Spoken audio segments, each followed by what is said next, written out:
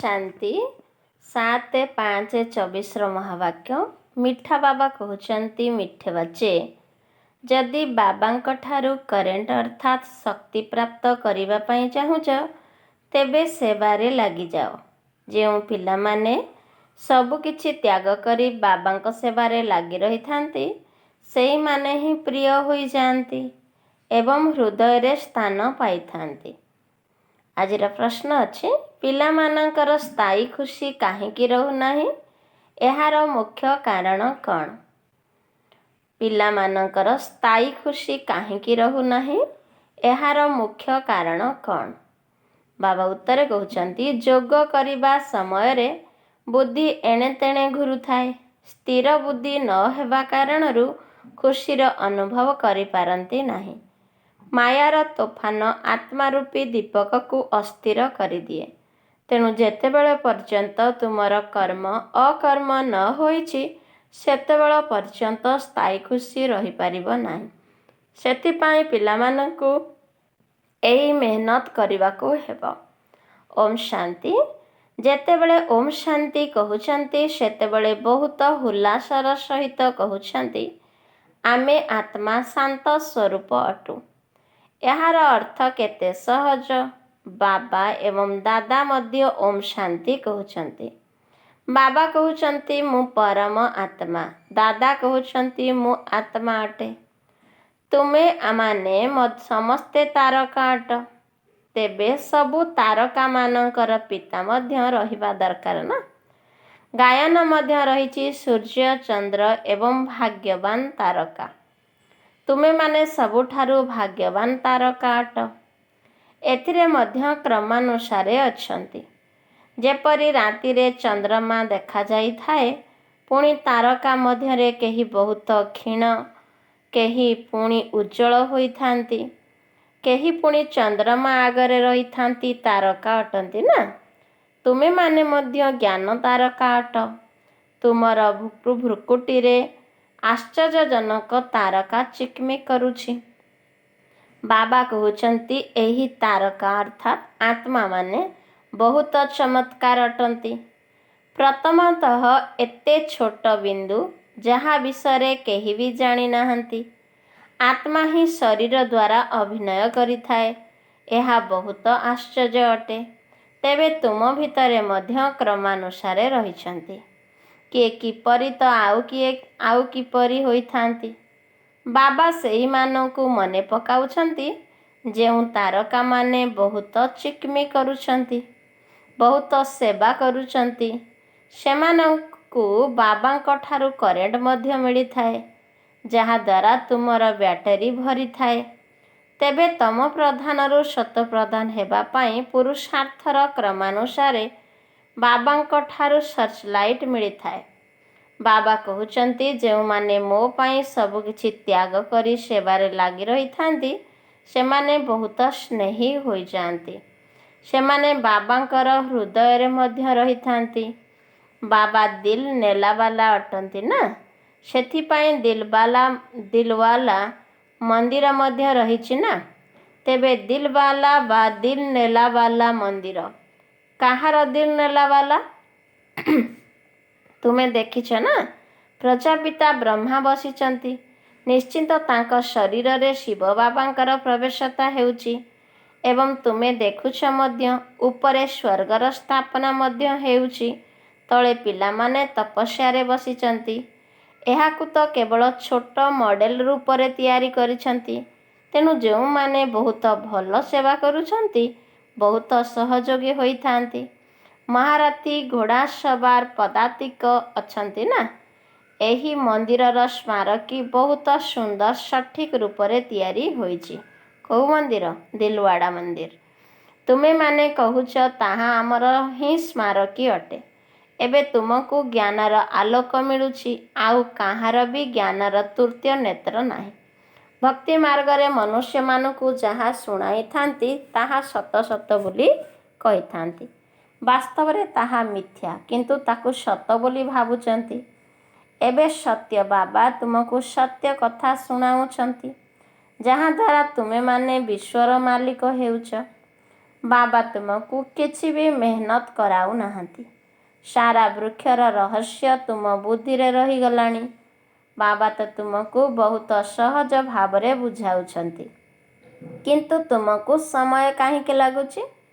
ଜ୍ଞାନ ଅଥବା ସମ୍ପତ୍ତି ନେବାରେ ସମୟ ଲାଗିନଥାଏ, ପବିତ୍ର ହେବାରେ ହିଁ ସମୟ ଲାଗିଥାଏ। ମୁଖ୍ୟ କଥା ହେଲା ଯୋଗର ଯାତ୍ରା। ଏହାକୁ ତୁମେମାନେ, ବାବା କହୁଛନ୍ତି, ମୁଖ୍ୟ କଥା ହେଲା ଯୋଗର ଯାତ୍ରା। ଏଠାକୁ ତୁମେମାନେ ଆସୁଛ, ତେଣୁ ଏଠାରେ ଯୋଗର ଯାତ୍ରା ପ୍ରତି ଅଧିକ ଧ୍ୟାନ ଦିଆଯାଇଥାଏ। ଘରକୁ ଗଲେ ଏତେ ଧ୍ୟାନ ରହିନଥାଏ। ଏଠାରେ ସମସ୍ତେ କ୍ରମାନୁସାରେ ଅଛନ୍ତି। କେହି କେହି ଏଠାରେ ବସିଥିବା ସମୟରେ ବୁଦ୍ଧିରେ ନିଶା ରହିଥାଏ ଯେ ଆମେ ବାବାଙ୍କର ସନ୍ତାନ, ସିଏ ଆମର ପିତା। ଏଠାରେ ଅବିନାଶୀ ବାବା ଏବଂ ଆମେ ପିଲାମାନେ ବସିଛୁ। ତୁମେମାନେ ଜାଣିଛ ବାବା ଏହି ଶରୀରରେ ଆସିଛନ୍ତି, ଦିବ୍ୟ ଦୃଷ୍ଟି ଦେଇ ସେବା କରୁଛନ୍ତି। ତେଣୁ ସେହି ଜଣକୁ ହିଁ ମନେ ପକାଇବା ଦରକାର। ଆଉ କେଉଁଆଡ଼େ ବୁଦ୍ଧି ଯିବା ଉଚିତ ନୁହେଁ। ସନ୍ଦେଶୀ ପୁରା ଖବର ଦେଇପାରିବେ ଯେ କାହାର ବୁଦ୍ଧି ବାହାରେ ଘୁରୁଛି, କିଏ କ'ଣ କରୁଛନ୍ତି, କିଏ ଢୁଳାଉଛନ୍ତି, ସବୁ କହିଦେଇ ପାରିବେ। ବାବା କହୁଛନ୍ତି, ଯେଉଁ ତାରକାମାନେ ବହୁତ ସେବାଧାରୀ ଅଟନ୍ତି, ମୁଁ ତାଙ୍କୁ ହିଁ ଦେଖିଥାଏ।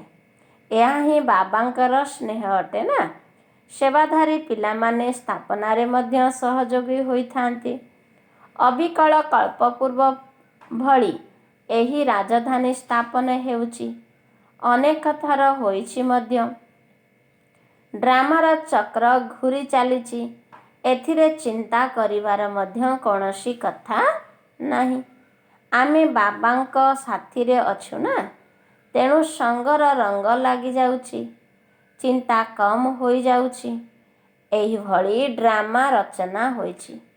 ବାବା ପିଲାମାନଙ୍କ ପାଇଁ ସ୍ୱର୍ଗର ରାଜଧାନୀ ଆଣିଛନ୍ତି। ବାବା କେବଳ କହୁଛନ୍ତି, ମିଠା ମିଠା ସନ୍ତାନମାନେ, ପତିତରୁ ପାବନ ହେବା ପାଇଁ ବାବାଙ୍କୁ ମନେ ପକାଅ। ଏବେ ତୁମକୁ ଶାନ୍ତିଧାମ ଯିବାକୁ ହେବ, ଯେଉଁଥିରେ ତୁମେମାନେ ଭକ୍ତି ମାର୍ଗରେ ଡାକୁଥିଲ, କିନ୍ତୁ ଏହାଦ୍ୱାରା କେହି ଜଣେ ହେଲେ ବି ଯାଇପାରିବେ ନାହିଁ। ଏବେ ବାବାଙ୍କୁ ମନେ ପକାଇ ସ୍ୱଦର୍ଶନ ଚକ୍ର ଘୁରାଅ। ବାବା ଏବଂ ସତ୍ୟଯୁଗକୁ ମନେ ପକାଅ। ତୁମେମାନେ ବାବାଙ୍କୁ ମନେ ପକାଇ 84 ଜନ୍ମର ଚକ୍ରକୁ ବୁଦ୍ଧିରେ ମନେ ପକାଅ। ଆତ୍ମା ଭିତରେ 84 ଚକ୍ରର ଜ୍ଞାନ ରହିଛି। ତେବେ ରଚୟିତା ଏବଂ ରଚନାର ଆଦି ମଧ୍ୟ ଅନ୍ତକୁ କେହି ବି ଜାଣିନାହାନ୍ତି। ତୁମେମାନେ ହିଁ ଜାଣିଛ, ତାହା ମଧ୍ୟ ପୁରୁଷାର୍ଥର କ୍ରମ ଅନୁସାରେ। ସକାଳୁ ଉଠି ବୁଦ୍ଧିରେ ଏହିସବୁ କଥା ସ୍ମୃତିରେ ଆଣ। ଏବେ ଆମେ 84 ଜନ୍ମର ଚକ୍ର ପୂରା କରିଛୁ। ଏବେ ଆମକୁ ଘରକୁ ଯିବାକୁ ହେବ। ସେଥିପାଇଁ ଏବେ ବାବାଙ୍କୁ ମନେ ପକାଇବାକୁ ହେବ। ତାହେଲେ ତୁମେ ଚକ୍ରବର୍ତ୍ତୀ ରାଜା ହୋଇଯିବ। ଏହା ତ ବହୁତ ସହଜ ନା। କିନ୍ତୁ ମାୟା ତୁମକୁ ଭୁଲାଇ ଦେଉଛି। ମାୟାର ତୋଫାନ ଆସୁଛି ନା, ଯାହାକି ଆତ୍ମା ରୂପୀ ଦୀପକକୁ ହଇରାଣ କରିଦେଉଛି। ମାୟା ବହୁତ ଶକ୍ତିଶାଳୀ, ଏତେ ଶକ୍ତିଶାଳୀ ଯେ ପିଲାମାନଙ୍କୁ ମଧ୍ୟ ଭୁଲାଇ ଦେଉଛି। ତେଣୁ ସେହି ଖୁସି ସ୍ଥାୟୀ ହୋଇ ରହୁନାହିଁ। ତୁମେ ବାବାଙ୍କୁ ମନେ ପକାଇବାକୁ ବସୁଛ, ବସୁ ବସୁ ବୁଦ୍ଧି ଅନ୍ୟ ଆଡ଼କୁ ଚାଲିଯାଉଛି। ଏସବୁ ହେଉଛି ଗୁପ୍ତ କଥା। ଯେତେ ଚେଷ୍ଟା କଲେ ମଧ୍ୟ ବାବାଙ୍କୁ ସ୍ମରଣ କରିପାରିବେ ନାହିଁ। ଏହିଭଳି କାହାର ବୁଦ୍ଧି ବୁଲି ବୁଲି ସ୍ଥିର ହୋଇଯାଇଥାଏ, ତ କାହାର ପୁଣି ତୁରନ୍ତ ସ୍ଥିର ହୋଇଯାଏ। ଆଉ କେତେ ଜଣଙ୍କର ଯେତେ ଚେଷ୍ଟା କଲେ ମଧ୍ୟ ବୁଦ୍ଧିରେ କିଛି ବି ରହିନଥାଏ। ଏହାକୁ ମାୟାର ଯୁଦ୍ଧ ବୋଲି କୁହାଯାଉଛି। କର୍ମ ଅକର୍ମ କରିବା ପାଇଁ କେତେ ପରିଶ୍ରମ କରିବାକୁ ପଡ଼ୁଛି। ସେଠାରେ ରାବଣ ରାଜ୍ୟ ହିଁ ନାହିଁ, ତେଣୁ କର୍ମ ବିକର୍ମ ମଧ୍ୟ ହୋଇନଥାଏ। ସେଠାରେ ମାୟା ନଥିବ, ଯାହାଦ୍ୱାରା ଓଲଟା କର୍ମ କରାଇବ। ଏହା ରାବଣ ଏବଂ ରାମଙ୍କର ଖେଳ। ଅଧାକଳ୍ପ ରାମରାଜ୍ୟ, ଅଧାକଳ୍ପ ରାବଣ ରାଜ୍ୟ ଚାଲୁଛି। ପୁଣି ଅଧା ସମୟ ଦିନ, ଅଧା ରାତି ହେଉଛି। ସଙ୍ଗମ ଯୁଗରେ କେବଳ ବ୍ରାହ୍ମଣ ହିଁ ରହିଥାନ୍ତି। ଏବେ ତୁମେ ବ୍ରାହ୍ମଣମାନେ ହିଁ ଜାଣୁଛ ରାତ୍ରି ଶେଷ ହୋଇ ଦିନ ହେବାକୁ ଯାଉଛି। ଶୂଦ୍ର ବର୍ଣ୍ଣବାଲା ଏକଥା ବୁଝିପାରୁ ନାହାନ୍ତି। ମନୁଷ୍ୟମାନେ ବହୁତ ବଡ଼ ପାଟିରେ ଭକ୍ତି ଆଦିର ଗୀତ ଗାଇଥାନ୍ତି। ତୁମକୁ ଆୱାଜରୁ ଊର୍ଦ୍ଧ୍ୱକୁ ଯିବାକୁ ହେବ। ତୁମେ ବାବାଙ୍କର ସ୍ମୃତିରେ ହିଁ ମସ୍ତ ରହୁଛ। ଆତ୍ମାଙ୍କୁ ବର୍ତ୍ତମାନ ଜ୍ଞାନର ତୃତୀୟ ନେତ୍ର ମିଳିଛି। ଆତ୍ମା ଜାଣୁଛି ଯେ ଏବେ ମୋତେ ବାବାଙ୍କୁ ମନେ ପକାଇବାକୁ ହେବ। ଭକ୍ତି ମାର୍ଗରେ ଶିବ ବାବା ତ କହି ଆସିଛନ୍ତି। ବାବାଙ୍କର ମନ୍ଦିରରେ ଶିବଙ୍କୁ ବାବା ବୋଲି ନିଶ୍ଚିନ୍ତ କହିଥାନ୍ତି, କିନ୍ତୁ ତାଙ୍କ ପାଖରେ ଜ୍ଞାନ କିଛି ବି ନାହିଁ। ଏବେ ତ ତୁମମାନଙ୍କୁ ଜ୍ଞାନ ମିଳିଛି। ସେ ହେଉଛନ୍ତି ଶିବ ବାବା। ଏହା ତାଙ୍କର ଚିତ୍ର। ସେମାନେ ତ ଲିଙ୍ଗ ହିଁ ଭାବୁଛନ୍ତି। ଏବେ ତ ତୁମକୁ ଜ୍ଞାନ ମିଳିଛି।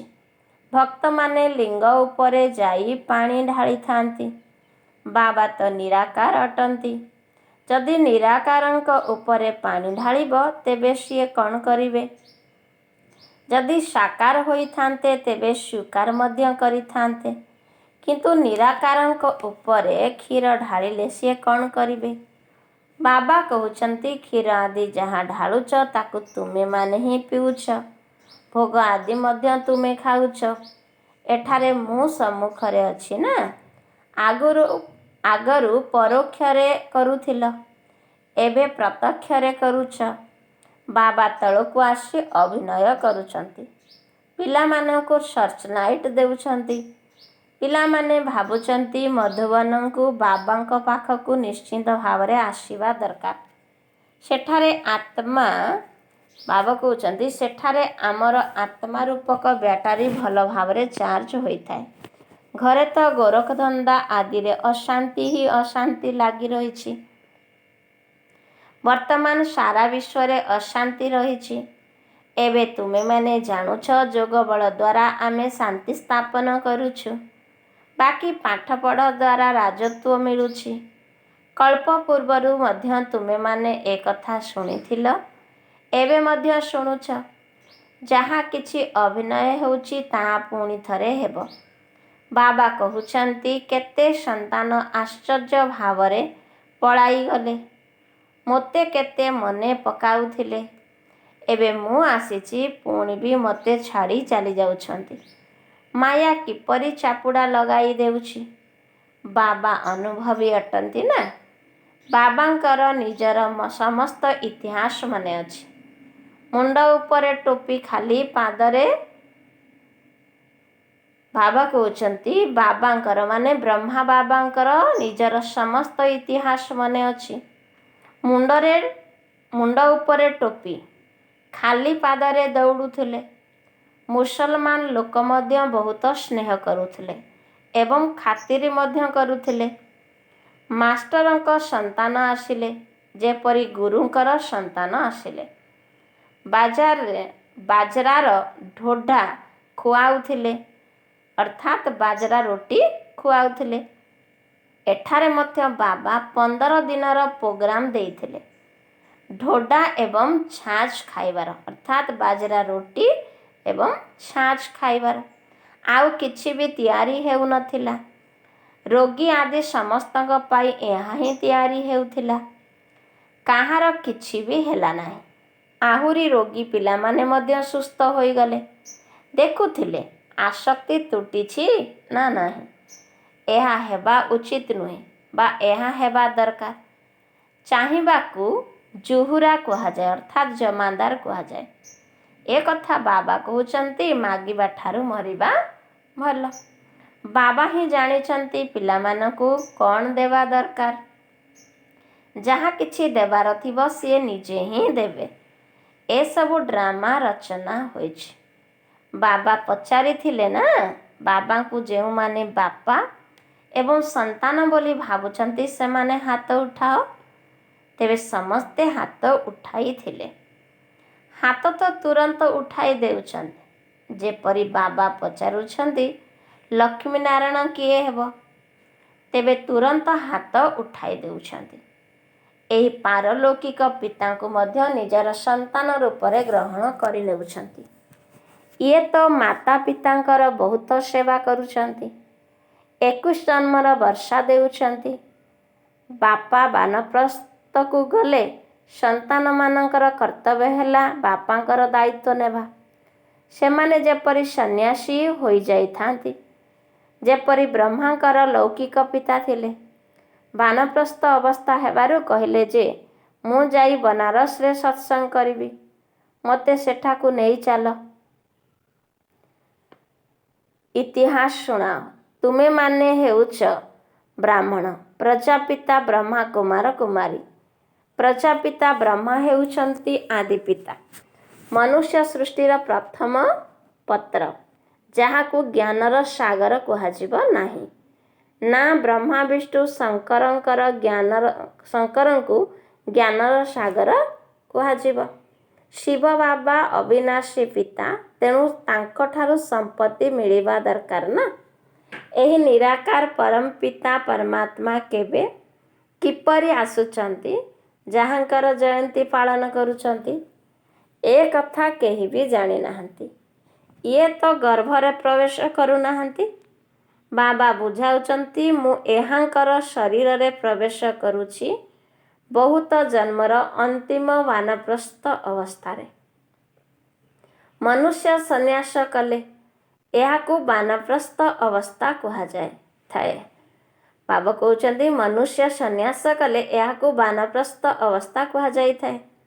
ତେଣୁ ଏବେ ବାବା ତୁମମାନଙ୍କୁ କହୁଛନ୍ତି, ପିଲାମାନେ, ତୁମେ ପୁରା 84 ଜନ୍ମ ନେଇଛ। ଏହା ତୁମର ବହୁତ ଜନ୍ମର ଅନ୍ତିମ ଜନ୍ମ। ତୁମେମାନେ ଏସବୁ ହିସାବ ତ ଜାଣିଛ ନା। ମୁଁ ଏହାଙ୍କ ଶରୀରରେ ପ୍ରବେଶ କରୁଛି, କେଉଁଠି ଯାଇ ବସୁଛି, ଏହାଙ୍କର ଆତ୍ମା ଯେଉଁଠି ବସିଛି ତା ପାଖରେ ଯାଇ ବସୁଛି। ବାବା କହୁଛନ୍ତି, ବ୍ରହ୍ମା ବାବାଙ୍କର ଆତ୍ମା ଯେଉଁଠି ବସିଛି ତା ପାଖରେ ଯାଇ ବସୁଛି। ଯେପରି ଗୁରୁମାନେ ନିଜର ଶିଷ୍ୟକୁ ପାଖରେ ଥିବା ଗଦିରେ ବସାଇଥାନ୍ତି, ସେହିପରି ଏହାଙ୍କର ସ୍ଥାନ ହେଉଛି ମୋର ସ୍ଥାନ ଯେଉଁଠି। ବାବା କହୁଛନ୍ତି, ସେହିପରି ଏହାଙ୍କର ସ୍ଥାନ ଯେଉଁଠି, ମୋର ସ୍ଥାନ ମଧ୍ୟ ସେଇଠି। ସେଥିପାଇଁ ମୁଁ କହୁଛି, ହେ ଆତ୍ମାମାନେ, ମୋତେ ମନେ ପକାଅ, ତେବେ ସବୁ ପାପ ବିନାଶ ହୋଇଯିବ। ତୁମେମାନେ ମନୁଷ୍ୟରୁ ଦେବତା ହେବାକୁ ଯାଉଛ ନା। ଏହା ରାଜଯୋଗ ଅଟେ। ନୂଆ ଦୁନିଆ ପାଇଁ ନିଶ୍ଚିନ୍ତ ରାଜଯୋଗ ଆବଶ୍ୟକ। ବାବା କହୁଛନ୍ତି, ମୁଁ ଆଦି ସନାତନ ଦେବୀ ଦେବତା ଧର୍ମର ମୂଳଦୁଆ ପକାଇବା ପାଇଁ ଆସିଛି। ଗୁରୁ ଅନେକ ଅଛନ୍ତି, କିନ୍ତୁ ସତ୍ଗୁରୁ ଜଣେ। ସିଏ ହିଁ ସତ୍ୟ ଅଟନ୍ତି, ବାକି ସବୁ ମିଥ୍ୟା। ବାବା କହିଲେ, ଗୁରୁ ଅନେକ ଅଛନ୍ତି, କିନ୍ତୁ ସତ୍ଗୁରୁ ଜଣେ, ସିଏ ହିଁ ସତ୍ୟ ଅଟନ୍ତି, ବାକି ସବୁ ମିଥ୍ୟା। ତୁମେ ଜାଣିଛ, ଗୋଟିଏ ହେଲା ରୁଦ୍ରମାଳା, ଅନ୍ୟଟି ବୈଜୟନ୍ତୀ ମାଳା ବିଷ୍ଣୁଙ୍କର। ଏଥିପାଇଁ ତୁମେ ପୁରୁଷାର୍ଥ କରୁଛ। ବାବାଙ୍କୁ ମନେ ପକାଇଲେ ମାଳାର ଦାନା ହୋଇଯିବ। ଯେଉଁ ମାଳାକୁ ତୁମେ ଭକ୍ତିରେ ସ୍ମରଣ କରୁଛ, କିନ୍ତୁ ଜାଣିନାହଁ ଯେ ଏହା କାହାର ମାଳା, ଉପରେ ଥିବା ଫୁଲ କିଏ, ପୁଣି ମେରୁ କ'ଣ, ଦାନା କିଏ, ମାଳା ଗଡ଼ାଉଛନ୍ତି, କିନ୍ତୁ ତାଙ୍କ ବିଷୟରେ କିଛି ବି ଜାଣିନାହାନ୍ତି। କେବଳ ରାମ ରାମ କହି ମାଳା ଗଡ଼ାଉଛନ୍ତି। ରାମ ରାମ କହିବା ଦ୍ୱାରା ଭାବୁଛନ୍ତି ସମସ୍ତେ ରାମ ହିଁ ରାମ ଅଟନ୍ତି। ଏଥିରୁ ହିଁ ସର୍ବବ୍ୟାପୀ କଥାର ଅନ୍ଧକାର ଏହିଠାରୁ ଆରମ୍ଭ ହୋଇଛି। ଏମାନେ ମାଳାର ଅର୍ଥକୁ ଜାଣିନାହାନ୍ତି। କେହି କେହି କହୁଛନ୍ତି 100 ମାଳା ଗଡ଼ାଅ, ଏତେ ମାଳା ଗଡ଼ାଅ। ବାବା ତ ଅନୁଭବୀ ଅଟନ୍ତି ନା। କୋଉ ବାବା? ବ୍ରହ୍ମା ବାବା। 12 ଜଣ ଗୁରୁ କରି ତାଙ୍କ ପାଖକୁ ଯାଇ 12 ଜଣଙ୍କ ଠାରୁ ଅନୁଭବ ପ୍ରାପ୍ତ କଲେ। ଏପରି ମଧ୍ୟ ବହୁତ ଅଛନ୍ତି, ନିଜର ଗୁରୁ ଥାଇ ମଧ୍ୟ ଅନ୍ୟ ପାଖକୁ ଯାଆନ୍ତି କି କିଛି ଅନୁଭବ ମିଳିଯାଉ, ସେଠାରେ ମାଳା ଆଦି ଗଡ଼ାଇଥାନ୍ତି, କିନ୍ତୁ ଏହା ବିଲକୁଲ ଅନ୍ଧଶ୍ରଦ୍ଧା ଅଟେ। ମାଳା ଗଡ଼ାଇବା ଶେଷ ହେଲେ ଫୁଲକୁ ନମସ୍କାର କରିଥାନ୍ତି। ତ ଫୁଲ କିଏ? ଶିବ ବାବା ଫୁଲ ଅଟନ୍ତି ନା। ତୁମେ ଅନନ୍ୟ ସନ୍ତାନମାନେ ମାଳାର ଦାନା ହେଉଛ। ତୁମକୁ ହିଁ ସ୍ମରଣ କରୁଛନ୍ତି, କିନ୍ତୁ ସେମାନେ ଏ କଥା ଜାଣିନାହାନ୍ତି। ସେମାନେ କେବଳ ରାମଙ୍କୁ, ପୁଣି କେବେ କୃଷ୍ଣକୁ ମନେ ପକାଉଛନ୍ତି, କିନ୍ତୁ ଅର୍ଥ କିଛି ବି ଜାଣିନାହାନ୍ତି। ଶ୍ରୀକୃଷ୍ଣ ଶରଣମ୍ କହିଦେଉଛନ୍ତି। ସେ ତ ସତ୍ୟ ଯୁଗର ରାଜକୁମାର ଥିଲେ, ତେବେ ତାଙ୍କର ଶରଣ କିପରି ନେବେ? ବାସ୍ତବରେ ବାବାଙ୍କର ହିଁ ଶରଣ ନେଇଥାନ୍ତି। ତୁମେମାନେ ହିଁ ପୂଜ୍ୟ ପୁଣି ପୂଜାରୀ ହେଉଛ। 84 ଜନ୍ମ ନେଇ ପତିତ ହୋଇଯାଇଛନ୍ତି। ତେଣୁ ଶିବ ବାବାଙ୍କୁ କହୁଛନ୍ତି, ହେ ଫୁଲ, ଆମକୁ ମଧ୍ୟ ନିଜ ସମାନ କର। ପିଲାମାନେ ଶିବ ବାବାଙ୍କୁ କ'ଣ କହୁଛନ୍ତି? ହେ ଫୁଲ, ଆମକୁ ମଧ୍ୟ ନିଜ ସମାନ କର। ଆଚ୍ଛା, ମିଠା ମିଠା ଶିକିଲଧେ ସନ୍ତାନମାନଙ୍କ ପ୍ରତି ମାତା ପିତା ବାପ ଦାଦାଙ୍କର ମଧୁର ସ୍ନେହଭରା ସ୍ମୃତି ସୁପ୍ରଭାତ। ଆତ୍ମିକ ପିତାଙ୍କର ଆତ୍ମିକ ସନ୍ତାନମାନଙ୍କୁ ନମସ୍ତେ। ଆତ୍ମିକ ସନ୍ତାନମାନଙ୍କର ଆତ୍ମିକ ମାତା ପିତା ବାପ ଦାଦାଙ୍କୁ ମଧୁର ସ୍ନେହଭରା ସ୍ମୃତି ସୁପ୍ରଭାତ ଏବଂ ନମସ୍ତେ ନମସ୍ତେ ନମସ୍ତେ। ଧାରଣା ପାଇଁ ମୁଖ୍ୟ ସାରାଂଶ। ପ୍ରଥମ ନମ୍ବର, କୌଣସି ପ୍ରକାରର ଇଚ୍ଛା ରଖିବା ଉଚିତ ନୁହେଁ। ସବୁଥିରୁ ଆସକ୍ତି ତୁଟାଇ ଦେବାକୁ ହେବ। ବାବା ଯାହା ଖୁଆଇବେ ତାହା ଖାଇବା। ତୁମକୁ ନିର୍ଦ୍ଦେଶ ମିଳିଛି, ମାଗିବା ଠାରୁ ମରିବା ଭଲ। ଦ୍ୱିତୀୟ ପଏଣ୍ଟ, ବାବାଙ୍କ ଠାରୁ ସର୍ଚ୍ଚ ଲାଇଟ୍ ଅର୍ଥାତ୍ ଶକ୍ତିଶାଳୀ କିରଣ ନେବା ପାଇଁ ଏକମାତ୍ର ବାବାଙ୍କ ସହିତ ସଚ୍ଚା ସ୍ନେହ ରଖିବାକୁ ହେବ। ବୁଦ୍ଧିରେ ନିଶା ରହୁ ଯେ ଆମେ ତାଙ୍କର ସନ୍ତାନ। ସିଏ ଆମର ପିତା ଅଟନ୍ତି। ତାଙ୍କର ସର୍ଚ୍ଚ ଲାଇଟ୍ ଦ୍ୱାରା ଆମକୁ ତମ ପ୍ରଧାନରୁ ସତ୍ତ୍ୱ ପ୍ରଧାନ ହେବାର ଅଛି। ଆଚ୍ଛା, ଆଜି ବରଦାଦା ବାବାଙ୍କର ବରଦାନ। ଦୟାର ଭାବନା ଦ୍ୱାରା ନିମିତ୍ତ ଭାବଯୁକ୍ତ ହୋଇ ସେବା କରୁଥିବା ସର୍ବ ଆକର୍ଷଣ ମୁକ୍ତ ଭବ। ଦୟାର ଭାବନା ଦ୍ୱାରା ନିମିତ୍ତ ଭାବଯୁକ୍ତ ହୋଇ ସେବା କରୁଥିବା ସର୍ବ ଆକର୍ଷଣ ମୁକ୍ତ ଭବ। ବିସ୍ତାର। ବର୍ତ୍ତମାନ ସମୟରେ ଯେତେବେଳେ କି ସବୁ ଆତ୍ମାମାନେ ଥକି ଯାଇଛନ୍ତି ଏବଂ ନିରାଶ ହୋଇ ଦୟା ପ୍ରାର୍ଥନା କରୁଛନ୍ତି, ସେତେବେଳେ ତୁମ ଭଳି ଦାତାଙ୍କର ସନ୍ତାନମାନେ ନିଜର ଭାଇ ଭଉଣୀମାନଙ୍କ ପ୍ରତି ଦୟାଶୀଳ ହୁଅ। କେହି କେତେ ବି ଖରାପ ହୋଇଥାଉ ନା କାହିଁକି, ତା ପ୍ରତି ମଧ୍ୟ ଦୟାର ଭାବନା ରହୁ, ଯାହାଦ୍ୱାରା କେବେ ବି ଘୃଣା ବା ଈର୍ଷା ବା କ୍ରୋଧର ଭାବନା ଆସିବ ନାହିଁ। ଦୟାର ଭାବନା ସହଜ ରୀତିରେ ନିମିତ୍ତ ଭାବ ଜାଗ୍ରତ କରିଦେଇଥାଏ। ଦୟାର ଭାବନା ସହଜ ରୀତିରେ ନିମିତ୍ତ ଭାବ ଜାଗ୍ରତ କରିଦେଇଥାଏ। ମୋହର ଆକର୍ଷଣ କାରଣରୁ ଦୟା ନୁହେଁ, ବରଂ ପ୍ରକୃତ ଦୟା ଭାବ ମୋହର ଆକର୍ଷଣ ଠାରୁ ମୁକ୍ତ କରିଦିଏ, କାହିଁକିନା ସେଥିରେ ଦୈହିକ ସ୍ମୃତିର ମିଶ୍ରଣ ନଥାଏ। ପ୍ରକୃତ ଦୟା ଭାବ ମୋହର ଆକର୍ଷଣ ଠାରୁ ମଧ୍ୟ ମୁକ୍ତ କରିଦିଏ, କାହିଁକିନା ସେଥିରେ ଦୈହିକ ସ୍ମୃତିର ମିଶ୍ରଣ ନଥାଏ। ଆଚ୍ଛା, ଆଜିର ସ୍ଲୋଗାନ ଅଛି, ଅନ୍ୟମାନଙ୍କୁ ସହଯୋଗ ଦେବା ହିଁ ନିଜର ପୁଣ୍ୟର ଖାତା ଜମା କରିବା। ଅନ୍ୟମାନଙ୍କୁ ସହଯୋଗ ଦେବା ହିଁ ନିଜର ପୁଣ୍ୟର ଖାତା ଜମା କରିବା। ଆଚ୍ଛା, ଓମ୍ ଶାନ୍ତି।